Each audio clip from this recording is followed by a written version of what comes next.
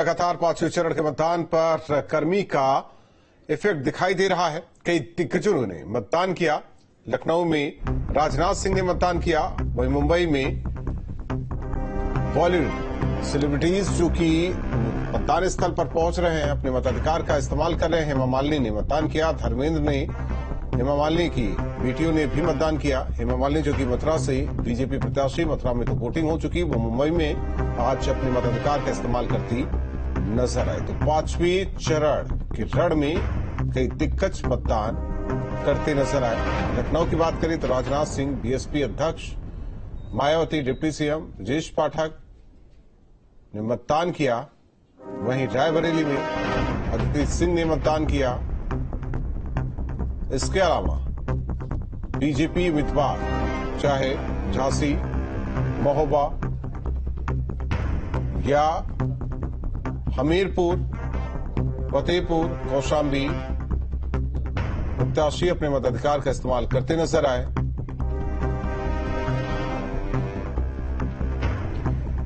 धीरेन्द्र पुंडेर वरिष्ठ सहयोगी हमारे साथ लगातार जुड़े हुए हैं। धीरेन्द्र सर, जाहिर तौर पर अगर देखा जाए, जिस तरीके से अगर कैसरगंज की बात करें तो जो बयान सुन रहे थे बृजभूषण शरण सिंह का, तो वो रेसलिंग वाला बयान दे रहे थे। कह रहे थे कि बाय फॉल, मतलब उनके बेटे बाय फॉल मतलब चित करके ही मानेंगे सामने इंडी गठबंधन के प्रत्याशी को। तो ये जो कैसरगंज और गोंडा, ये दोनों सीट की बात अगर हम करें तो आप किस तरीके से देख रहे हैं इसको? कैसरगंज और गोंडा बड़ी इंटरेस्टिंग सीट इसलिए हो गई है क्योंकि पिछली बार लगभग 60% वोटों के साथ शेयर था, मतलब 60% वोट शेयर था उनके पास। बृजभूषण शरण सिंह के पास देखें 40% से बढ़ के 2014 में 40% था और वो बढ़ के चला गया वहां तक। और बीजेपी को चुनाव, जो विधानसभा चुनाव है उसमें उसका वोट परसेंटेज। सर, आवाज प्रॉपर नहीं आ रही है, आपका रुख करते हैं। जाहिर तौर पर जिस तरीके से पांचवें चरण की वोटिंग लगातार जारी है, उत्तर प्रदेश की 14 अहम सीट, इसमें अयोध्या भी जो कि फैजाबाद लोकसभा सीट के नाम से जानी जाती है। राम मंदिर का निर्माण, क्या ये इफेक्टिव होगा? किस तरीके से मतदाता अयोध्या में बूथों तक पहुंच रहे हैं, ये भी देखना होगा। रायबरेली में अंतिम दिनों में सोनिया गांधी पहुंची थी, उन्होंने प्रचार किया अपने बेटे को लेकर। अखिलेश यादव भी उस मंच पर थे।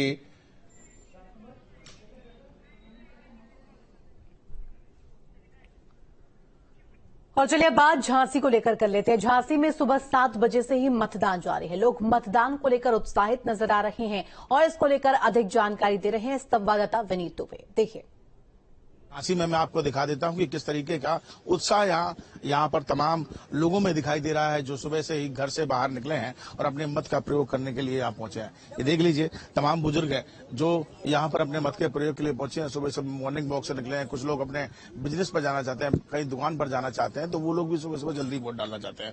बाबूजी कुछ बोल पाएंगे आप? कुछ कहते हैं? हाँ बिल्कुल। तो झांसी के लिए क्या कुछ कहेंगे, किन मुद्दों को लेकर आप?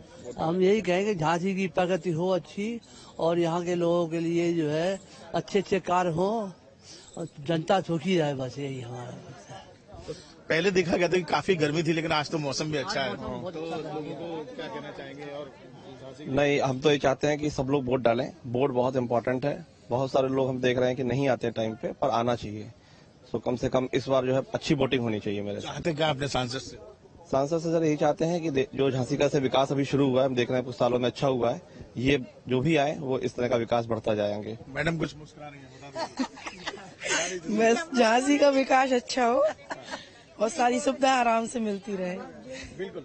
और देखिए, तमाम लोग यहाँ पहुंच रहे हैं। पीछे भी तस्वीर दिखा देता हूँ। सुरक्षा के साथ साथ यहाँ पर फोर्स भी तैनात की गई है। त्रिस्तरीय घेरा यहाँ पर बनाया गया है। बाहर से भी किसी को भी बिना पास के अंदर एंट्री नहीं दी जा रही है।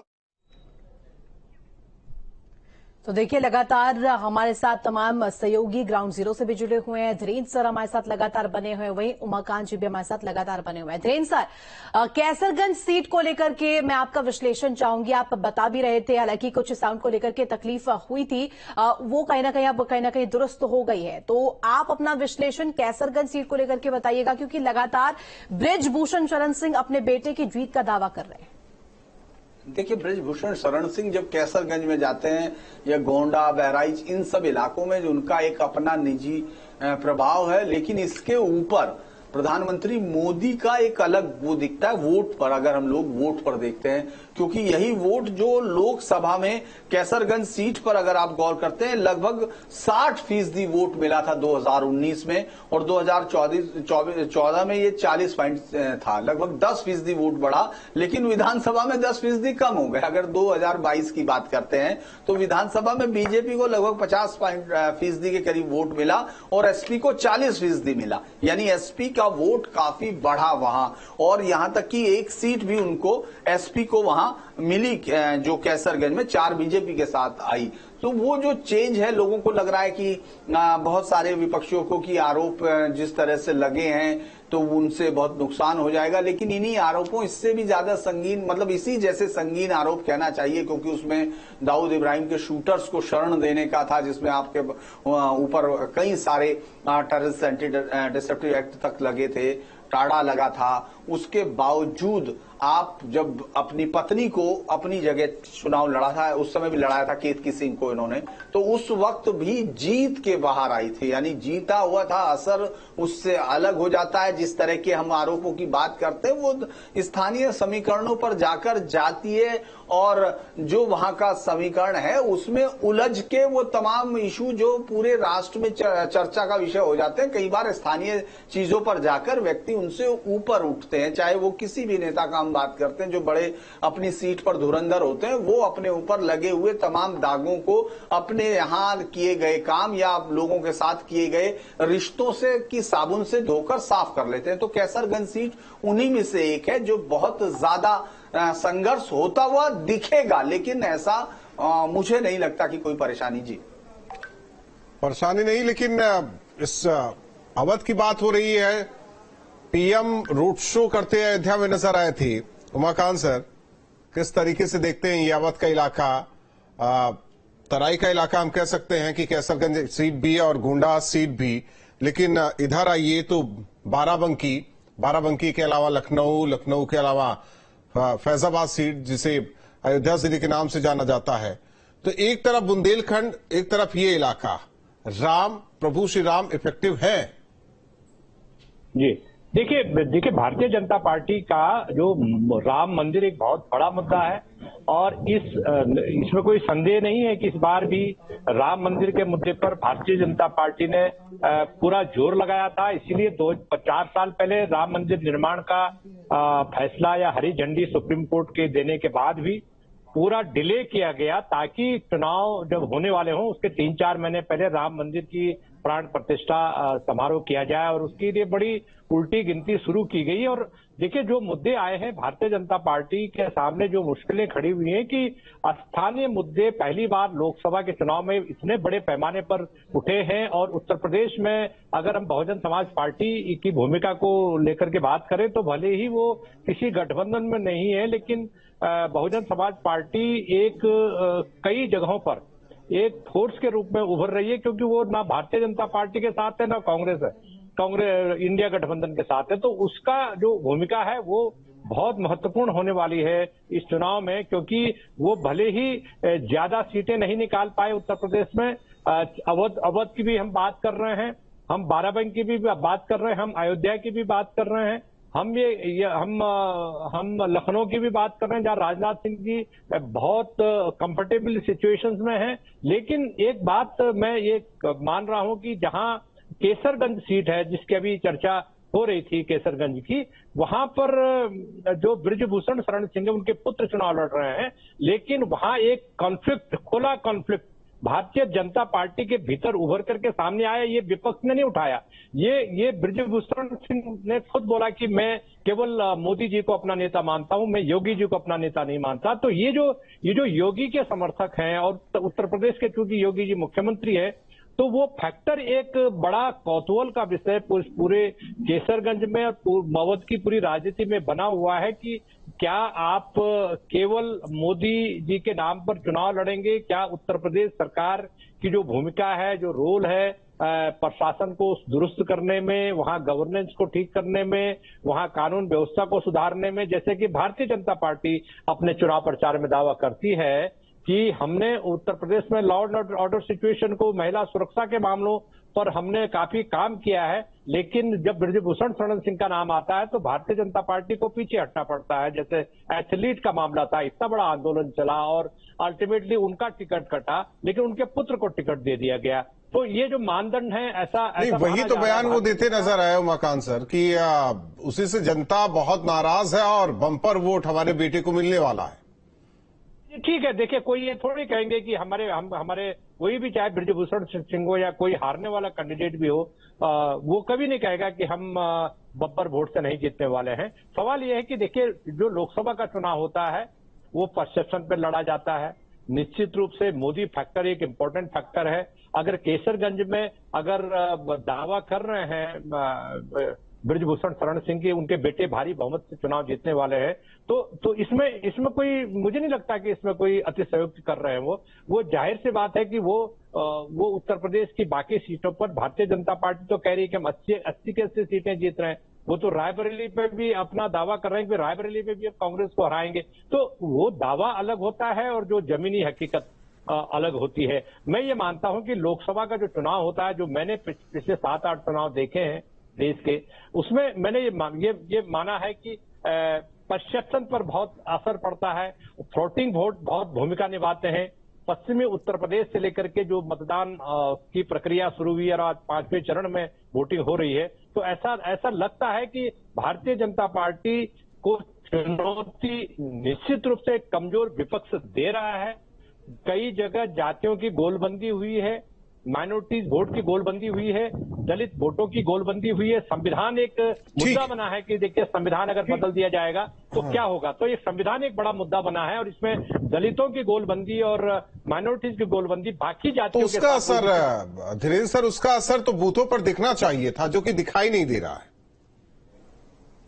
देखिए यही मैं कह रहा हूं कि इस बार जो है इलेक्शंस हर बार की तरह हम लोग उस इलेक्शन से कोई ना कोई नई चीज जरूर निकल के आती है, चाहे इस बार के इलेक्शंस में भी दिखाई देगी कोई भी चीज, क्योंकि कोई भी आदमी ये नहीं कह सकता कि जब वोट परसेंटेज बहुत बढ़ गया हो तो सरकार वाकई बदल जाएगी, या वोट परसेंटेज कम हुआ हो तो उससे सरकारें बच जाती हैं। क्योंकि दोनों तरह के उदाहरण मौजूद हैं कि किस तरह से, अगर आप 70s से देखें, किस तरह से 5 बार वोट परसेंटेज कम हुआ तो सरकारें 4 बार बदल गई, लेकिन एक बार बढ़ा तो उस पर सरकार नहीं बदली। ऐसे अलग अलग उदाहरण मौजूद होते हैं। तो वो हर बार होता है। लगता है कि जो इस बार का कोई इलेक्शन में इस तरह का कोई नया मुद्दा ला नहीं पाया विपक्ष की, उससे ये कह दें कि कोई बहुत सनसनी हो, क्योंकि जिस तरह के करप्शंस के इश्यूज को लेकर 2009 के इलेक्शंस में एकदम पूरा 2014 के इलेक्शंस में आपको एक बदलाव दिख रहा था, लोगों को बीच में दिख रहे थे। 2004 में एक बिल्कुल अलग किस्म का इलेक्शंस दिख रहा था। उसमें मुझे नहीं लगता कि लगभग 2024 उस पैटर्न पर जाता दिखता है। ये जरूर है कि विपक्ष ने जब इकट्ठे होकर लड़ने की कोशिश की तो वो कई जगह पर आपको ऐसा लगता है कि जैसे लड़ाई में हो, लेकिन 2019 जो है उत्तर प्रदेश के हिसाब से राजनीतिक तौर पे सबसे स्ट्रांग गठबंधन था, जिसमें बीजेपी को पार पाना बहुत मुश्किल उस समय लग रहा था, लेकिन बहुत जगह अंतर बढ़ा। यानी अगर आप उसको आंकड़ों से भी देखेंगे, राहुल तो 2014 में थे 17 सीटों पर बीजेपी ने 50% वोट शेयर, 50% या उससे ज्यादा वोट शेयर लिया था, लेकिन 2019 में यह संख्या बढ़ के 40 सीटों तक पहुंच गई थी।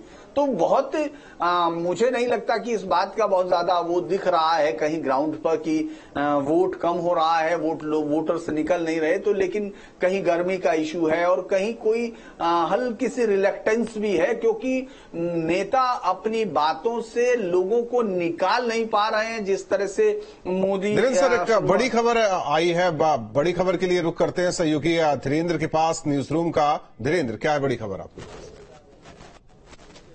देखिए, सुबह 7 बजे से मतदान चल रहा है। 8 राज्यों की 49 सीटों पर सुबह 7 बजे से मतदाता मतदान करने के लिए पहुंच रहे हैं। ऐसे में आंकड़ा अभी तक का क्या है, 11 बजे तक कितना मतदान प्रतिशत रहा है। अलग अलग राज्यों की भी बात करेंगे, उन सीटों की भी बात करेंगे जहां पर लगातार लोगों की संख्या बढ़ती जा रही मतदान करने को लेकर।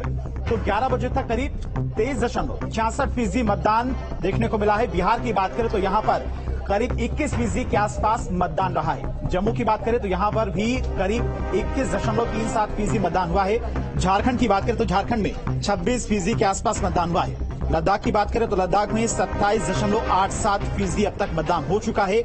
महाराष्ट्र में मतदान प्रतिशत काफी धीमा है, करीब 15% के आसपास ही अब तक मतदान हुआ है। उड़ीसा की बात करें तो यहां पर 21% मतदान और यूपी में ओवरऑल 27% के आसपास मतदान हो चुका है। पश्चिम बंगाल की बात करें तो यहां पर करीब 32% के आसपास मतदान हो चुका है। तो 8 राज्यों की 49 सीटों पर सुबह 7 बजे से ही मतदाता मतदान करने के लिए पहुंच रहे हैं। कुछ जगहों पर मतदान की रफ्तार काफी तेज तो कुछ जगहों पर मतदान की रफ्तार काफी धीमी दिखाई दे रही है।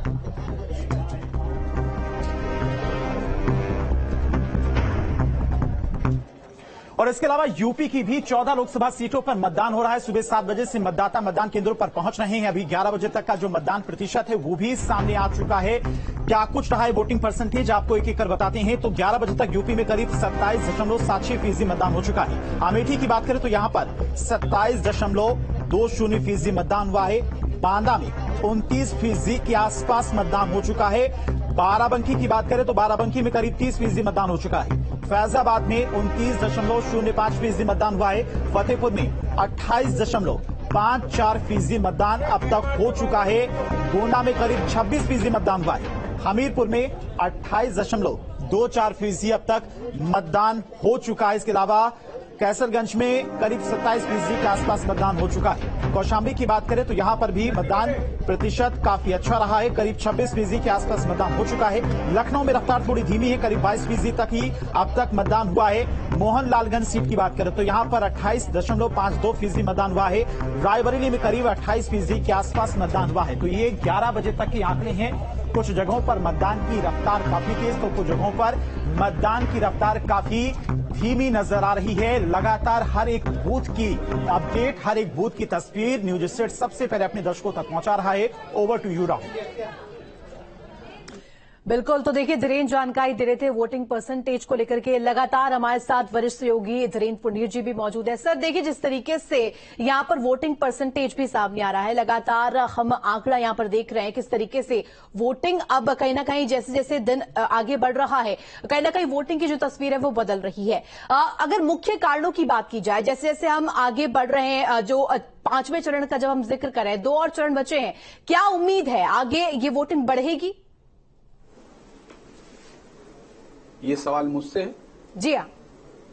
देखिए, जैसे जैसे चुनाव में गर्मी, चूंकि नेताओं के बयानों, आपने देखा होगा कि जब प्रधानमंत्री मोदी ने अपना ट्रैक बदला पूरा का पूरा, उसके बाद वो जिस तरह से उन्होंने अल्पसंख्यक उनको मिलने वाली उस पर तमाम चीजों पर बताना शुरू किया और इलेक्शंस में तमाम लोग आए, पाकिस्तान की भी एंट्री होने लगी अलग अलग जगह से, तो लगा कि लोगों को अंदर फिर से दोबारा वोटिंग को लेकर उनके अंदर जो समर्थक है उनके अंदर फिर अलग अलग दोनों पक्ष और विपक्ष दोनों के बीच में बहस शुरू हुई और फिर वो वोटिंग परसेंटेज बढ़ा। मुझे लगता है कि शायद नेता अपने समर्थकों को, अपने वोटरों को बूथ तक लाने के लिए भी कई बार इस तरह की बयानबाजियों को लेके जाते हैं, जिन इश्यूज को उनको लगता है कि इन पर लोग आएंगे।